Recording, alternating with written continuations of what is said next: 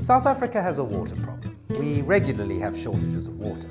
Using a drip system to irrigate an orchard can save a lot of water. Let's have a look at the way in which drip systems operate. Drip irrigation systems can supply between 1.3 and 5 litres of water per hour per dripper.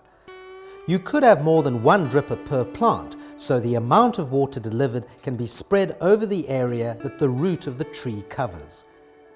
Drip works very well on stone fruit, as stone fruits have very good hair root systems which utilize the water well. So although it's not suitable for all fruits, using a drip system has some advantages over using a micro system. The amount of water that a drip system would use in an orchard is about 30% less than that which a micro system would use in the same orchard. It's also slightly cheaper to install. Whereas micro systems require 100mm mainline pipes, you can get away with using a 70mm mainline pipe for drip systems, so you'll save a lot in pipe costs. Any sediment which may get into the pipes in the orchard will flow to the end of the line where it can be flushed once a week. So it has advantages, but it also has some negatives. Firstly, it's difficult to manage from a water scheduling point of view.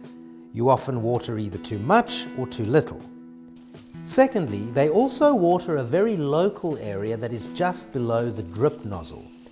You can put a double drip system or multiple drippers below a tree to get better coverage, but then you will be using more water and lose the advantage of water saving. When it rains, the ground below the trees becomes saturated. The roots will grow freely into the whole area below the canopy that has plenty of water from the rainfall. In summer, the drip system provides water to more localized areas of the roots. Suddenly, in summer, the rest of the root system, which is spread out in the winter, does not get water, and it's a huge shock to the tree. So to sum up, drip systems work very well for stone fruit, whereas micro systems work very well for pome fruit.